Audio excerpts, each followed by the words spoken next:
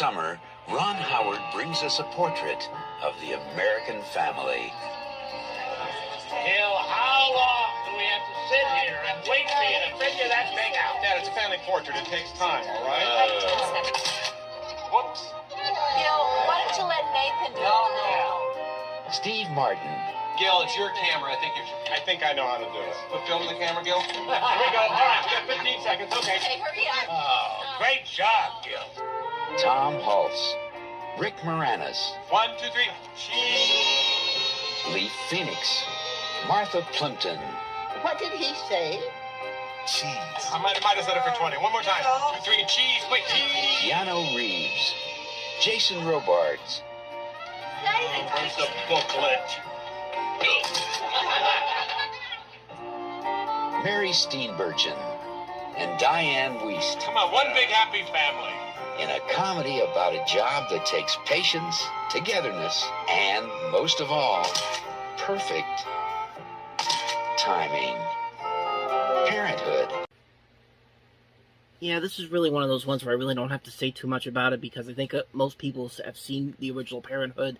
Most people really like the movie, and my thoughts are pretty much the same as well. I really like it. I think it's one of Ron Howard's best movies.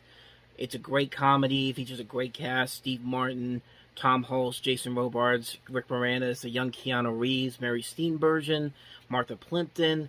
Just this great cast working off of each other in this fun family comedy that, of course, inspired a very good TV series in the 2010s, the Parenthood TV series. Yeah, I really don't have much more to say about that one. I think Parenthood is a great movie, and chances are you probably have already seen it already. So let's go ahead and move on. Quick review on that one. Let's go on to the next movie, and the next movie is Sylvester Stallone in the action thriller Lock Up. I miss you. Oh, come on. Pretty soon you're going to get so sick of seeing me around here, you get afraid to have some time alone. You know that? You say, oh, please. Oh, no. Yeah, I know. Life was looking up for Frank Leone. I have a feeling I had more fun than you did this weekend. I bet you did. In 6 short months, he'd be a free man. Yo, Frank! What'd you bring me? Hey, get out here. I thought you were going to bring me a girl. What do you want? Take it. Be a transfer. For what? I didn't do it outside. But someone from his past is about to turn back the clock. Welcome to Gateway, Leone. We've been waiting for you.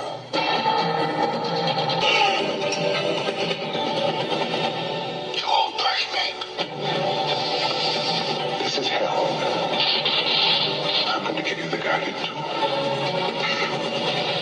But I'm not going to spend my life running from you. Sylvester Stallone. Lock Up.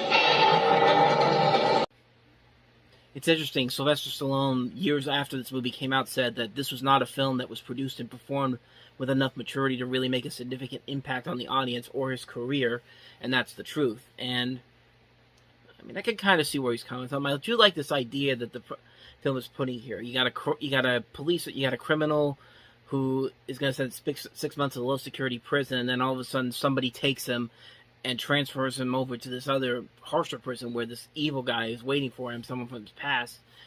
And that could have been something interesting. You got Donald Sutherland as the bad guy, which usually that's a win. There was stuff there that could have made this movie work, but it wasn't, I don't know, it was mostly just kind of generic. I mean, there wasn't really a whole lot there to make it stand out on its own or really be anything different from a traditional Sylvester Stallone movie. I mean, the movie Cobra, which was not one of Stallone's biggest bombs at the time, had much more to it than this movie does. I mean, this movie, most of the time, is just people talking back and forth, back and forth. There's not really a whole lot of action there. And, yeah, I don't know. I could definitely see where Stallone was coming from here. I think he could have had a better movie here, but it just didn't work out as well as I thought it would, or I think he would have thought it would. So that's my thoughts on Lock Up, a generic action movie that could have been a whole lot better. Maybe there was a better script involved. So let's go ahead and move on to the next movie, and that is Now, Australia's colossal comedy hit, starring its newest comedy hero, comes to the States. Yahoo Serious is young Einstein. Albert Einstein. He is destined to create the most powerful scientific theories in history. I discovered the formula for splitting beer atoms.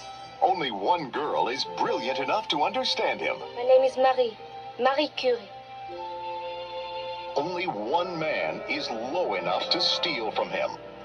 Albert discovers that there are even worse things in the big city than a cat pie. For example, An atomic bomb. if ever the world needed a revolutionary new theory, it's now. At last, the incredible untold story of the greatest mind of all time. Albert Einstein, thrill seeker, lover, adventurer, genius. Who is this barbarian? I'm a Tasmanian. Warner Brothers proudly presents Yahoo Serious as Young Einstein. More proof that Crocodile Dundee's success was a major fluke. Young Einstein, which also came from Australia, was a big hit there. Warner Brothers bought it here, thinking that it was going to be their Crocodile Dundee, and the results speak for themselves. I mean, this is a really, really bad movie. I mean, one scene in particular can pretty much sum up this movie as a whole.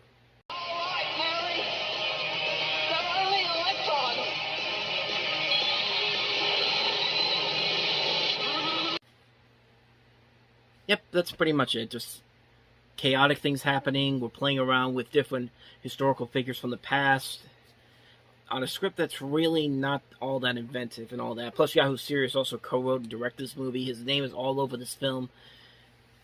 Yeah, it just wasn't. It just didn't work. It just didn't work on any level whatsoever. Yeah, very short review on this one. But like with Parenthood, pretty much everything that's already been said about this movie can pretty much sum up my review for it. Pretty bad, and it definitely was one of those movies that I think stopped the transition from a different country to another country to like another Crocodile Dundee happening. So I guess that's one thing we could say about it, that it stopped those type of movies from trying to become the next Crocodile Dundee, when this one obviously didn't. So that's my thoughts on Young Einstein. Let's get to a much better movie, and that is Steven Soderbergh's Sex, Lies, and Videotape. The most provocative film of the year. Vincent Canby in the New York Times calls it one of the best of '89. Exceptionally accomplished and witty. Being happy isn't all that great. I mean, the last time I was really happy, I got so fat. The Los Angeles Times calls it brilliant. A delicate and sexually charged film. Well, we're gonna do it. Rolling Stone says it's dazzling, fun, and scorchingly erotic. Why don't you let me tape you? Doing what? John and Ann don't have sex anymore. And Time magazine calls it terrific. The season's smartest and funniest film. For me. Sex, Lies, and Videotape. Steven Soderbergh's directorial debut, his feature directorial debut. He actually did a concert film before this, 4 years prior. But this is his first scripted film that he directed and wrote, and the results speak for themselves. This is a really good, well-made, erotic drama with some very good characters, a great cast led by James Spader, Andy McDowell, Peter Gallagher, and Lars San Giacomo. And it's a very good movie. It's a very funny. It can be very funny. It can be very serious. You root for these characters. You're intrigued by these characters. It's just a well-made movie all around. I mean, it's a great film all around. A great story, great writing, great direction, great cast. Just a solid film all the way through. Like I said, it's a very good erotic film. Like, it's not like, it isn't exploitive like films we get to later down the line, like Basic Instinct or Decent Proposal or Disclosure. But it uses eroticism in a very interesting way, something that I don't think most movies usually know how to do, except when they try to go for an NC-17 rating, or at this point the X rating, because the NC-17 was still a year away.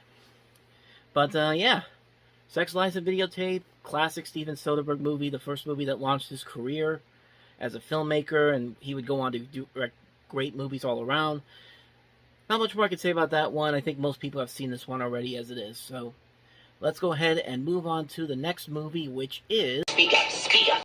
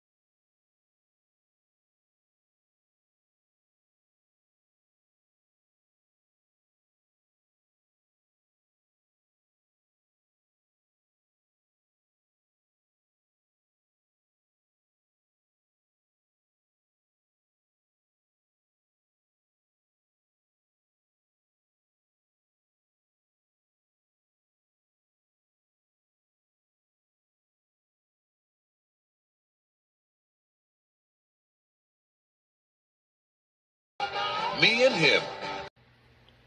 Me and Him, a movie about a man and a penis with a mind of its own.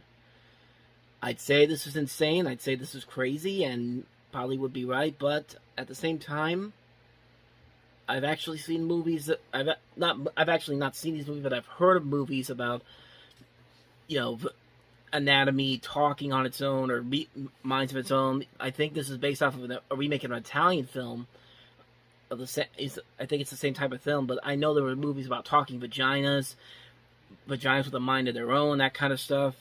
Like, this was apparently a trend back in the 70s and 80s that they made these movies about people and their penises or vaginas talking or having a mind of their own. And how the heck do you think this is going to play in America? And obviously, I don't think it did very well because nobody really talks about this movie. It's got a good cast in it. It's got Griffin Dunn, Ellen Green, Kelly Bishop, Craig T. Nelson, Carrie Lowe, David Alan Grier, Marklyn Baker, Sammy Wright, Reggie Cathy.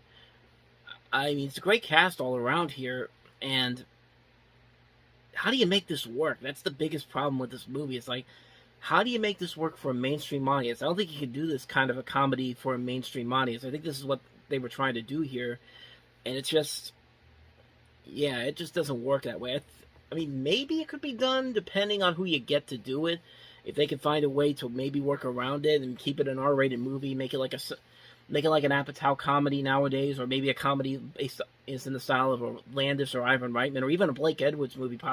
Blake Edwards probably could have made this work, but yeah, the way this is done here, it's weird. It's a weird concept you need the right person to make this movie work for American audiences, a mainstream American audience, and I don't think it works here. So that's my thoughts on Me and Him. Let's get to the last movie, and the last movie is The Time Guardian.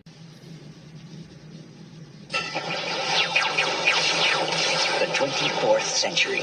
The last city on a ravaged Earth desperately fights to escape the cold-blooded Jen Dickey. Vengeful time travelers from another age. Stand back, please, unless you wish to join your ancestors in the past.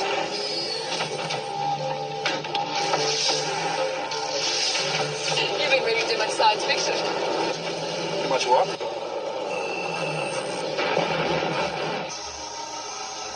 Nothing can stop us! When the timeline opens, all hell breaks loose. This is not a skirmish. It is the whole war.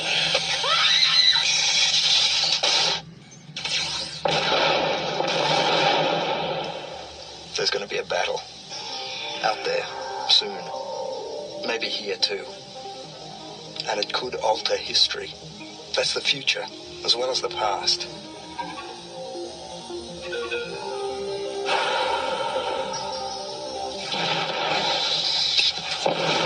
The Time Guardian.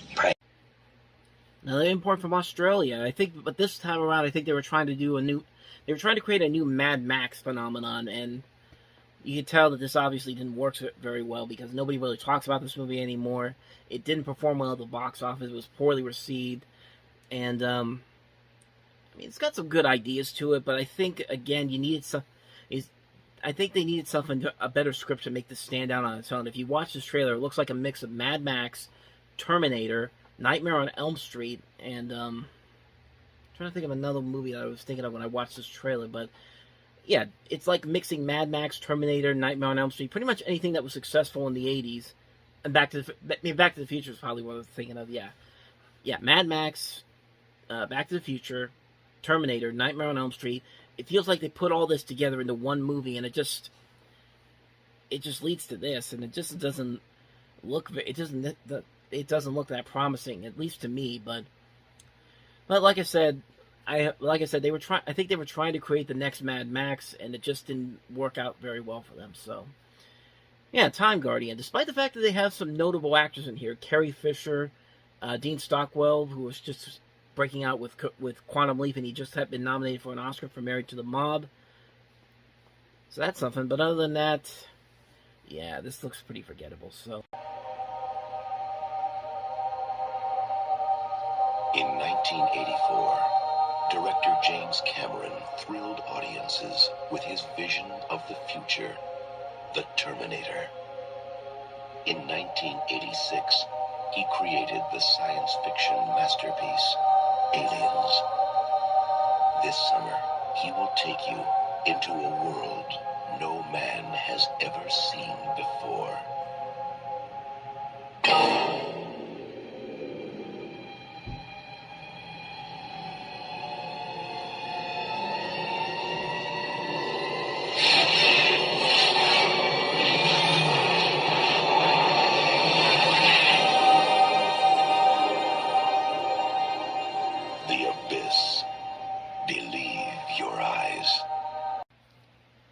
Sadly, this was not one of James Cameron's biggest hits. He just come off of Aliens. He had already built his name with The Terminator 5 years prior to this. But the movie just didn't do so well. Bombed at the box office, was seen as a major failure financially, but did well with critics. They really liked the visual effects with it. And I think it's a really good movie. I think it's one of James Cameron's most underrated movies, if not his most underrated movie. The visuals in this movie are very impressive. I like what they did with the water effects in this. The thrilling aspects are very well done. The characters are very interesting. The movie, I think, there's a better version of this with the special edition that came out a few years later. And that's just my thinking on it here. Like I said, I'm trying to rush this real quickly, but yeah, this is an overall enjoyable movie. I really enjoyed it a lot. I'm glad to see that it has gotten the reputation that it's built up over the last couple of years, and people are discovering it. It's a movie that I think is very underrated, one of James Cameron's most underrated films. That's my thoughts on The Abyss. So let's go ahead and get to the last movie, and that is A Nightmare on Elm Street 5, The Dream Child. His mother was a God-fearing woman. His birth was an unspeakable horror. Please don't let him do that! His life and death have been one incredible nightmare. But now all that is going to change because Freddy wants to become a daddy. Want to make babies? What's wrong with me? She's just a little pregnant. Even if he has to adopt. No! Do unborn babies dream? When it comes to chills. It happened while I was awake. When it comes to screams. The party just started. When it comes to pure terror. Bon appetit. No one delivers like Freddy. Better buckle up. All right, Krueger. This time it's for keeps. A Nightmare on Elm Street 5, The Dream Child. Talking about the other Nightmare on Elm Street movies, the first movie's a classic horror movie. Second one is classic in a campy kind of way. It's a very campy movie, a lot of gay overtones to it. Part 3, I think, is the best of the series, honestly, the original series. And Part 4, I think, is good, but not great. But this movie, this one has the darker tone that most of the other films do. They use a blue filter lighting technique in most of the scenes to amplify the effect. There's a lot of very gothic imagery in this movie as well. This is a very, like I said, it's a very darker movie, and it was one of the last few slasher films released in the 80s, back when slasher films in the 80s were probably the biggest thing out there. It's a movie that I think is very good. I don't think it's the best of the series. Like, I still think Part 3 is the best of the overall series, original series, but I like where they were going here. I like the ideas that they put around here. There are some genuinely scary moments in this movie. Like, there are legitimately scary moments, but there are also those moments where you can tell they were trying to go a little too over the top with some of the jokes, the puns and all that. But that's what you get from Robert Englund. You get that kind of stuff, and you kind of just accept it at this point. So overall, yeah, this is a good movie. Very good. Is not as good as the other movies, but still very good indeed. I definitely say check it out. Where do you live? City. You have a house? Apartment. Or rent? Rent. What do you do for a living? Lots of things. Where's your office? I don't have one. How come? I don't need one. Where's your wife? Don't have one. How come? It's a long story. Do you have kids? No, I don't. How come? It's an even longer story. Are you my dad's brother? I'm your dad's brother, all right. He's John Candy as Uncle Buck. What does he like to drink? I've been leaving the toilet seats up. Is that what the blue water is? It's not good for him, huh? So Uncle Buck is, of course, the third film that John Hughes and John Candy had done together. Of course, Planes, Trains, and Automobiles, The Great Outdoors, and now this. And while this isn't certainly as good as Planes, Trains, and Automobiles, which I think is a comedy masterpiece, it's a little bit better than The Great Outdoors. And I like The Great Outdoors, but Uncle Buck is just a great movie. I really enjoy this movie a lot. John Candy works very well here. You also have Amy Madigan in this. You also have Jean Louisa Kelly, who would later go on to star in the show Yes Dear. Gabby Hoffman, who we would later see in shows such as Girls and Transparent. And a young little boy named Macaulay Culkin, who went on to work with John Hughes again on a bigger, more grander size hit. But we'll get to that when we get to 1990, and I think you all know what I'm talking about. But everybody here works really well here. I like the comedy. I like the dynamics they have here, and it's just a funny movie. It's another funny movie from John Candy when he was at his true peak. I mean, this is really good stuff here. It's a great comedy, great family film, great cast all around. John Candy is great. The situations are great. It's just a great movie, like I said. So many memorable lines, so many memorable moments. Not much more to say about that one. Uncle Buck, it's a comedy classic. Need I say more? So let's go ahead and move on to the next movie, and that is... From the director and the producer of The Untouchables. Hey, Sarge, you gotta give me a minute here on this thing we're doing. I don't want nothing but charming people around me on this one, gentlemen, so bring your good luck stuff. Like this, Sarge? This is nuts. We ain't supposed to be doing this. Everybody else is up for this. This is kidnapping, ain't it, Sarge? Be advised, you best just relax and try to forget about this thing. No! Is that clear? Yeah, you got a weapon. We all got weapons. Anybody can blow anybody away, which is the way it ought to be. Always. Military court-martials are notoriously lenient. My job, sir, was to kill communist aggressors, count the bodies. Even if these 4 guys get convicted, they're not going to do any real time. You throw guys like us in the stockade and you're helping nobody but the Viet Cong. If I was them, I'd be looking for a little payback. Somebody stumbles. They don't mean to shoot you. They're sorry. You could get killed real easy. Now, a man like you, wife, baby daughter, I'd be considering those factors very carefully. You don't have to try and kill me, man. I told them. And they don't care! Just because each of us might be blown away, everybody's acting like we can do anything, man. You think you're standing up to me?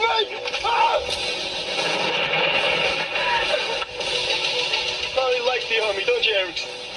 This ain't the Army, Sarge.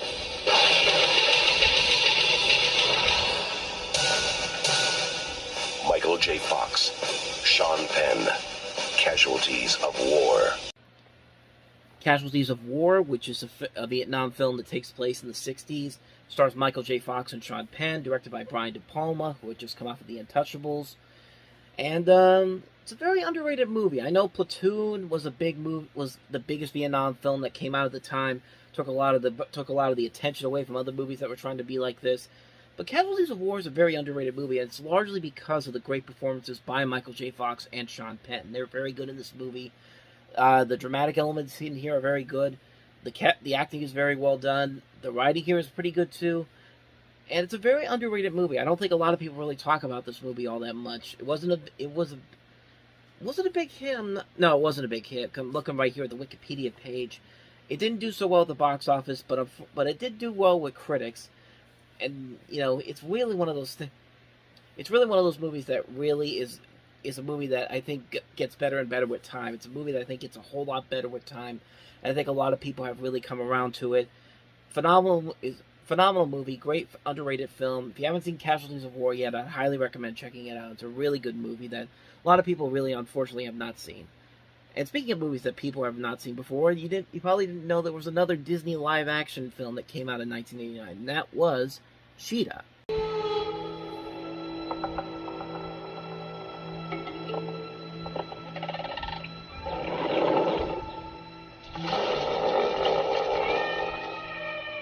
They're thousands of miles from their home, and they're headed into the unknown wilds of Africa. This is totally insane. We are two kids from LA, about to spend 2 days walking through the uncharted wilderness where animals eat kids from LA. Their mission, a daring rescue. Duma!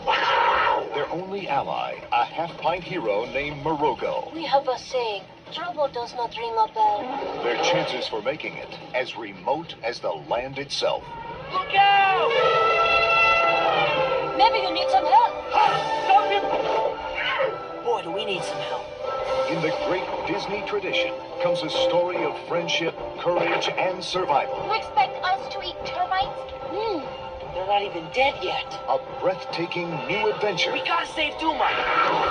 That'll take you into the very heart of the African wilderness. Duma! Walt Disney Pictures, Cheetah and Friends.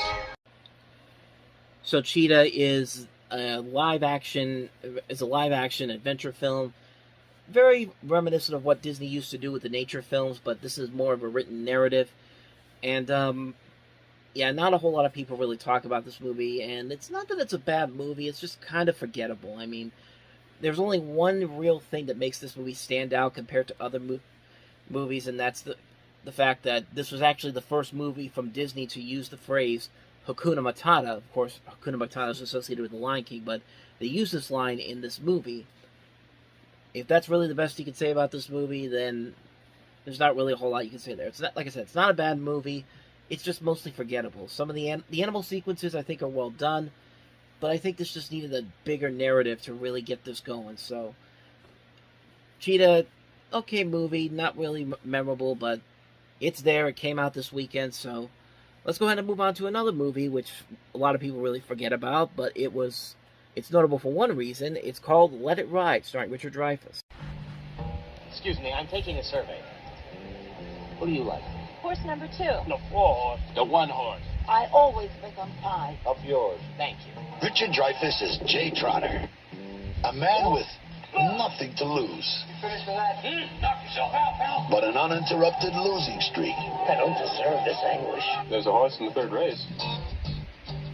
The man just said that the only way this horse can lose is if lightning strikes. What do you like? You like the odds on lightning? I mean, really, I don't see why you people can't just watch the horses run around the track and not bet on them. Just let me win this one. Some people like to rub me for luck. I'm due. But what's happening to him today My God, Trotter, you won! is one I can't believe it! for the books. Congratulations. You might be walking around lucky and not even know it. $2,450. I'm rich. Give me the money. Because when Jay Trotter wins, What do you like in the third, huh? he takes the world 7 horses. along for the ride. Like you. Richard Dreyfuss, God likes me! He really, really likes me! David Johansen, I can't stand so it's mine! Terry Garr, Sorry, Mike. Jennifer Tilly, This is what life is all about. Spontaneity, if you know what I mean. He's probably trying to get off! One more word, I'll kill you. They're glued together! I can lose! Come on! Oh, I thought we had a deal! Let It Ride. Now, the one thing that's noticeable about Let It Ride is that the director of this movie, Joe Pytka, also went on to direct Space Jam. This is one of his only 2 movies that he directed in terms of feature films. He is actually he actually directed a documentary that came out 2 years prior to this, but this was one of the 2 movies that came out. This is one of the 2 movies that came out that he directed. And it's mostly forgettable, too. Like, it's one of those movies that not a whole lot of people talk about, even though it's got a great cast: Richard Dreyfuss, David Johansen, Terry Garr. It has a concept that could be funny, but it's mostly just forgettable, and I think a lot of people really did forget about it. I just don't think the script really did a good job of really emphasizing what could the great comedy that you could have had with this. I think there could have been a lot better comedic elements that you could have thrown into this. And I think Richard Dreyfuss can be very funny. He could be a very funny comic actor. And he's also a very good dramatic actor, too. But most of the stuff that's in here is kind of formulaic. You can kind of predict what's going to happen. And this movie just made horse racing kind of boring. I mean, the horse racing pretty much is kind of boring. I'm sorry, I'm not a big fan of the Kentucky Derby. I mean, once you see horses go around the racetrack, it's not really all that exciting as much as people want you to think it is. At least in my opinion. I know there's a lot of people who like horse riding and horse racing, but that's just my opinion. I mean, maybe that's why I didn't like this movie so much. It's one that instantly is forgettable right away, so that's my thoughts on Let It Ride. Mostly forgettable. Let's go ahead and move on to the next film, Cheech Marin in Rude Awakening. Brighter, it may be dim, but it never goes out. My name is Brubaker. I'm from the Justice Department. That was a federal pig. He's looking for you and Jesus, and he says he's coming back. Okay, let's split. In 1969, Fred and Jesus had to pack up their dreams of a better world and drop out of sight. Now they're back to give peace a chance. One more time. Whoa. Boy, are they in for a rude awakening. You've been gone 20 years, and you still look like dirty, filthy hippies. Boy, stool. Hey, blood. Who are these people? Guys, am I in any danger? Oh, no. From the producer of Trading Places comes Rude Awakening. The LA Times says some of the funniest and most inspiring comic moments of any picture released this year. And 6-foot 3D standees. Wow. Jesus, look at us, man. Sure to make Rude Awakening the best comedy runner. Did you like the movie, son? You missed everything.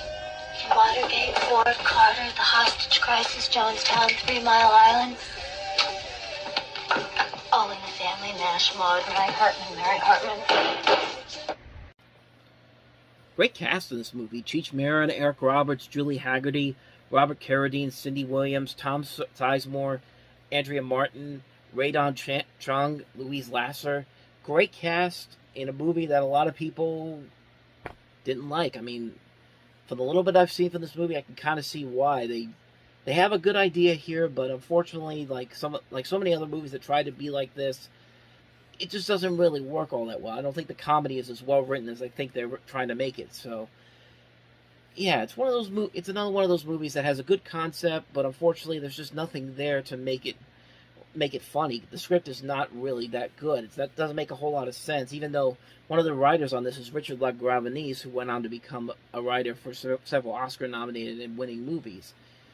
But other than that, though, yeah, it's a forgettable movie. Like, I didn't even know what it was until I actually saw the little bit of footage that I saw. But that's Rude Awakening. And now let's head on to the last movie, and that is Eddie and the Cruisers 2.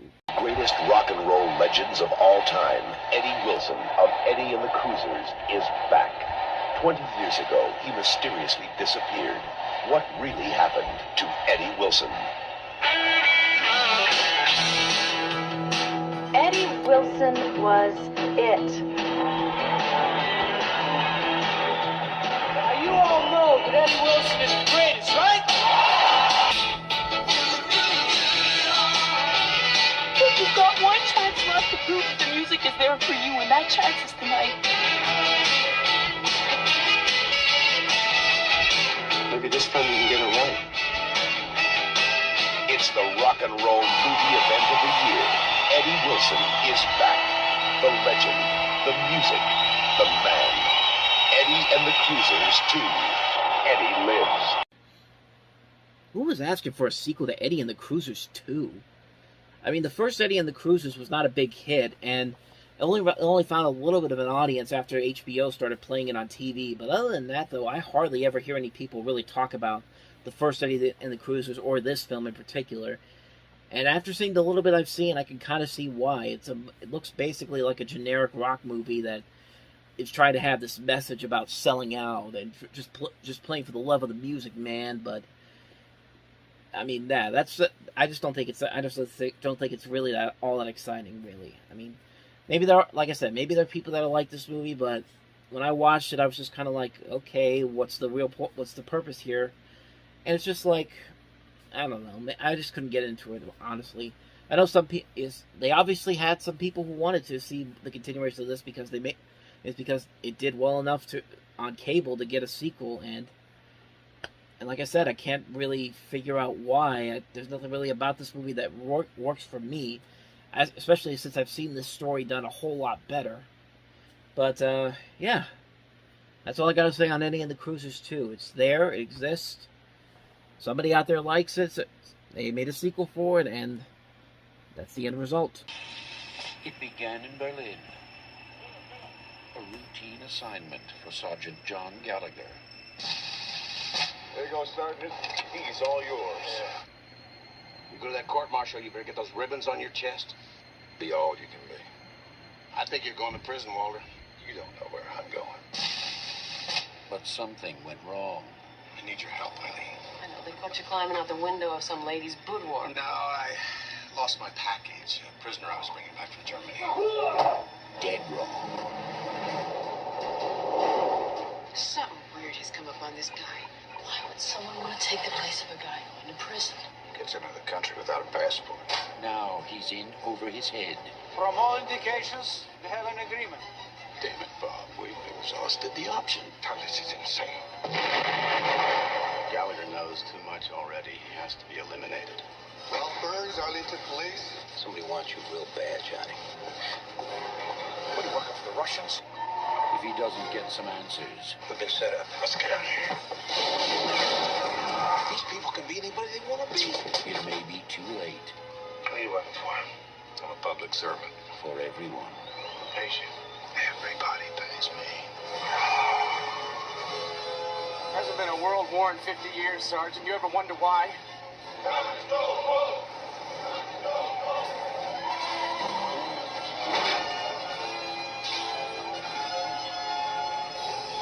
You're making a big mistake. Get it right.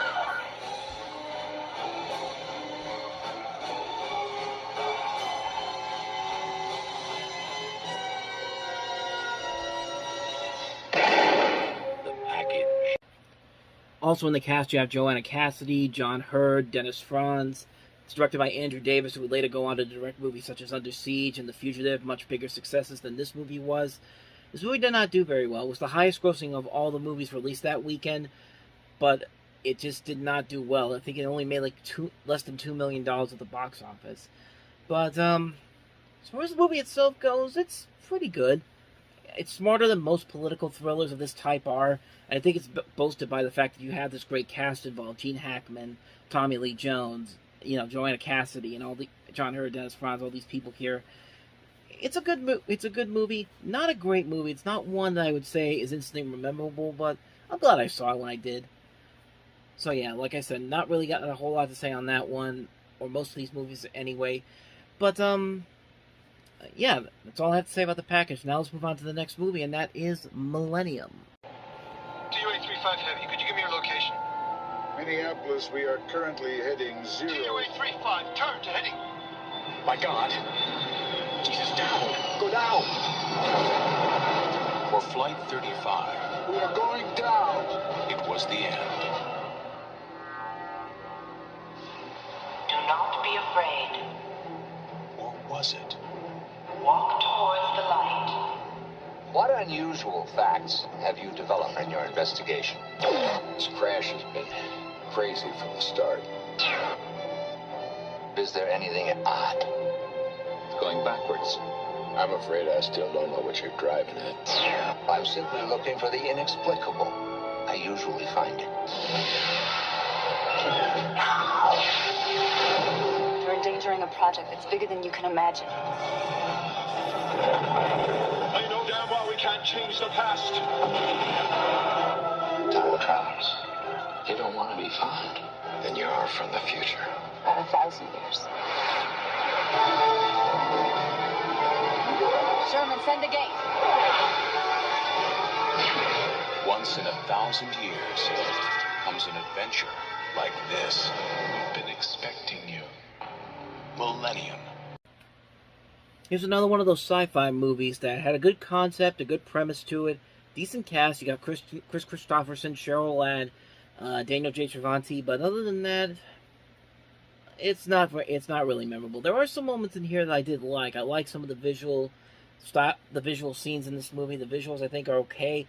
I like some of the sets that they have in here, but the script itself is just pretty generic for the most part. It doesn't really do anything to make it stand out on its own. It's just there. It's just another sci-fi film hoping to replicate the same success that Alien did and The Thing and all those other movies, but it just didn't work for me. So decent cast can't make the movie any good. So unfortunately, that's a pass. Let's move on to the next movie, and it's the John Belushi biopic Wired.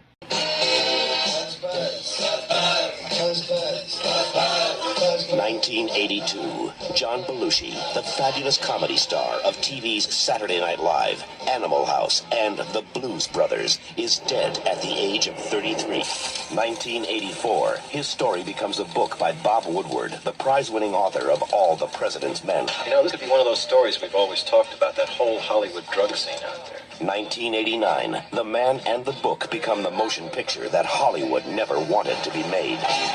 The Life. Cut the demons loose, John. Let them loose. My God, I just watched the start of my movie. The Laughter. You scratch my hiney, I'll scratch your hiney. The Loves. Please, please, I'll even marry you. The Incredible Times. I use drugs to keep myself alert to the comic possibilities in everything around me. The Truth. Belushi told people that drugs were built into his contract. Accidental. What is this, a Saturday Night Live routine?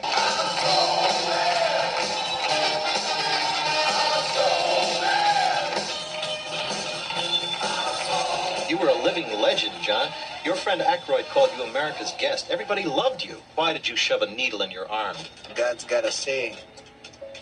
Life's not for everyone. It's not just a story about the man. It's a story about America.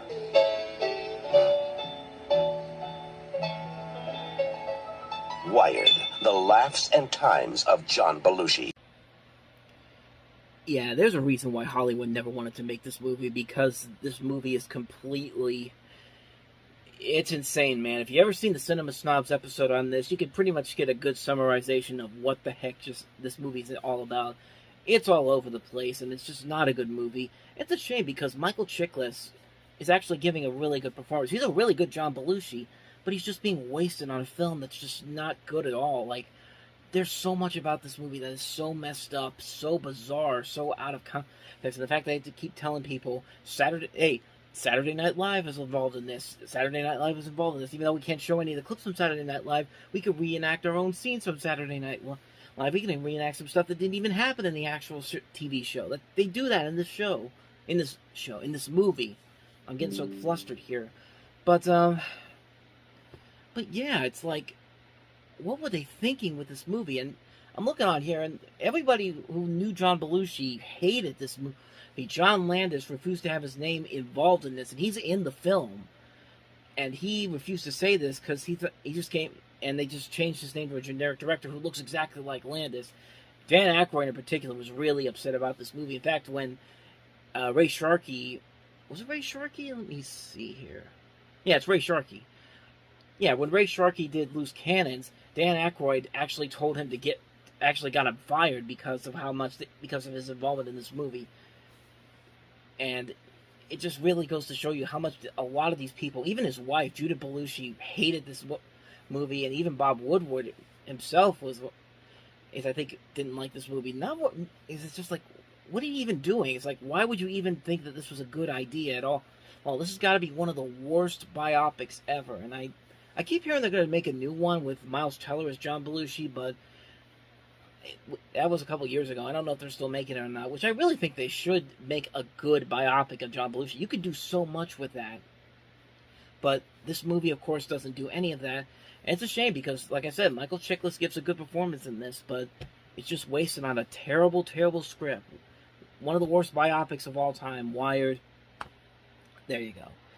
Let's move on to the next movie, The Adventures of Milo and Otis. Milo and Otis. They're traveling far away from home, and the only way back is together.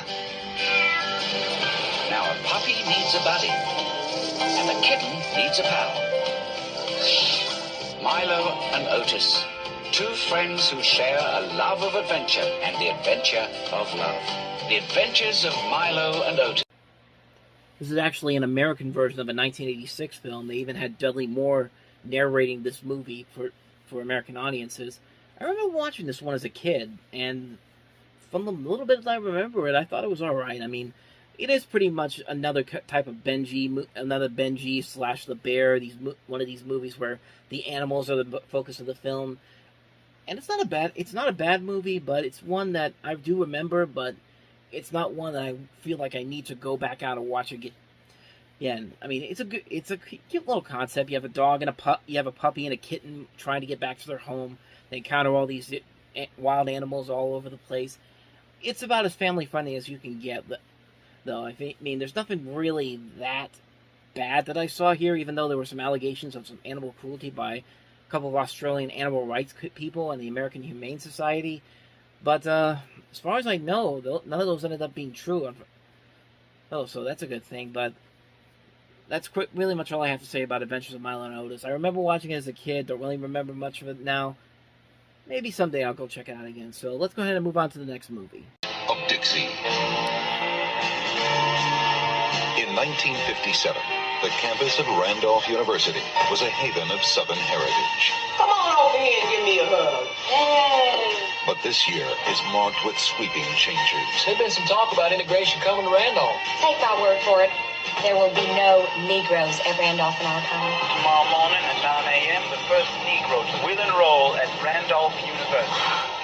Broken traditions rock the pillars of 100 years of history. Like the song says, old times here are not forgotten. Still talking about the next great revolution? Another civil war right here on the Delta? Look away. Look away. Look away. Dixie Lane. I believe in doing what's right. Big boys. They's all I got. Now listen to this part. Perhaps the time has come for all of us to see more clearly, to witness our common humanity, and to turn to equality. Sometimes I think you are really crazy. Heart of Dixie. Yeah, talk about the very definition of a white savior movie. And this pretty much falls into that same category. And there have been white savior movies where this has been done a lot better. The Blind Side, The Help, recent films I'm thinking of. There's some other ones too, but this one is just so melodramatic and so forced. There's never anything about what you see in this preview that really feels like it's sincere, like they're really doing this to tell you something. It feels like they're really doing this so they can have a story to tell the people about how they were the hero of the story, helping this person out. But yeah, this is one that's really forgettable. It's got a great cast: Ali Sheedy, Virginia Madsen, Phoebe Cates, Treat Williams, Peter Berg's in this movie. But other than that, though, it's what you'd expect from a movie of this type. It's easily forgettable. It's too melodramatic. Its attempts to try to be this progressive movie just really backfires big time. And like I said, there have been movies like this that have been done a whole lot better than what they give us here. So that's my thoughts on Heart of Dixie. It's another forgettable movie. We just got past halfway through here, so on to the next film. Meet Cookie. Docket number 8N06357. Carmela Maria Angelina Teresa Voltec. Yo, my little arrest is going to jam up your parole. And her loving father, Dino. She's just like you. He's not like me. I'd rather shoot myself than end up like her. You got a miserable personality. Now you two learn to love each other. Right now. Dino's going back into business. You want to be the godfather. Cookie's following in his footsteps. Now what's my cut? You're caught and stepping on everyone's toes. I can't tell if you're really smart or retarded. You gotta have a plan. We've got company. Well, you want me to lose him? Oh, I was planning we all go to Playland together. Together, we're a family. The family will never forget. Beginner's luck, Peter Falk. I thought you were gonna go straight. Diane Weiss. I just want us to be a family. Emily Lloyd. I'm working for Mussolini, so you can feel like we're a normal family. Directed by Susan Seidelman. I know a guy in prison. Billy Blue knows. He put a hit on his own kid. Cookie. She's a chip off the old block. From the director of Desperately Seeking Susan. Cookie is one of those movies where I think it's hardest in the right place. They've got a good cast here. Peter Falk, Diane Weiss, Emily Lloyd. But other than that, though, there's nothing really all that memorable about it. And this is a script by Nora Ephron, too, who at the time had just done When Harry Met Sally. And, yeah, it's another one of those movies that has some promise to it, but it's instantly forgettable. I mean, I give credit to Peter Falk for doing something different outside of his Columbo role. This definitely feels like something that's out of his league. But everybody else, like Diane Weiss, Emily Lloyd, this is pretty much what you expect from them. Not a bad movie, but not one that I'm instantly gonna want to watch again. So, on to the next film. Ever wonder why kids get blamed for everything just because their parents can't explain it? I didn't do anything. You did, mister. The reason's right under your bed. Hey, bud. The name's Maurice, and I'll catch you later. What goes on down there is every kid's fantasy. It's magic. Think of the ride. No teachers, no rules, no homework. And the best part is, you don't see any parents telling the kids what they can't eat. We're the reason kids get locked in their rooms. We're the reason brothers hate their sisters. We're also the reason that parents send their kids back to camp. Little monster. And to think this came from the same man who created the Superman titles.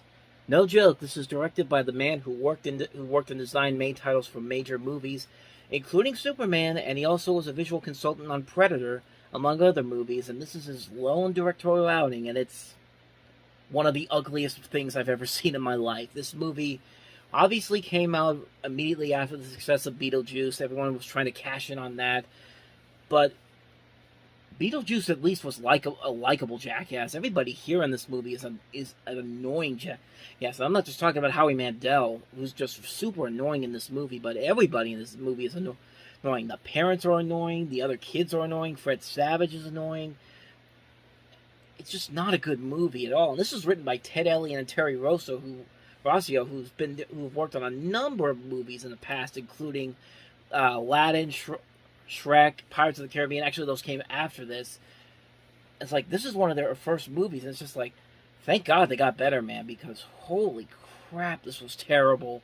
This was a lousy movie. I know a lot of people like it for nostalgia's sake, but I didn't get into it. I didn't get into it. This is just an even more annoying Beetlejuice. Beetlejuice was at least a likable, annoying asshole, but this Howie Mandel in this is just,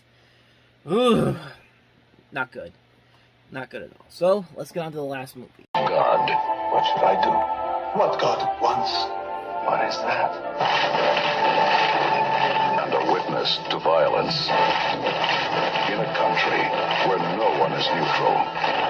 We know what they're doing out there. Agitating, calling political meetings. The new government is riddled with communists. The priests are working with the guerrillas. Anyone who says what he thinks, they torture him, they kill him. Don't you see what's going on around here? Now he must choose between the compromise that will bring peace to El Salvador. We must find other ways. This is going to be interpreted as a political statement. You think I want to live like this? Jesus would not stand by and watch his people being murdered. We have the right to defend ourselves. You're not defending! You're attacking!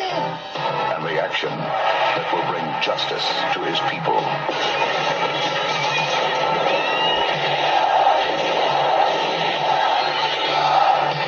Raul Julia. In the name of our people, I beg you, I order you, stop the repression! Romero. Starring Raul Julia as Oscar Romero. The writer of this actually was the creator of China Beach, which was a big hit on ABC at the time. This movie's kind of underrated. I liked it. I mean, I think Julia particularly gives a great performance here. I like some of the tension and drama that's written here. The script writing is pretty good. The direction's pretty good as well.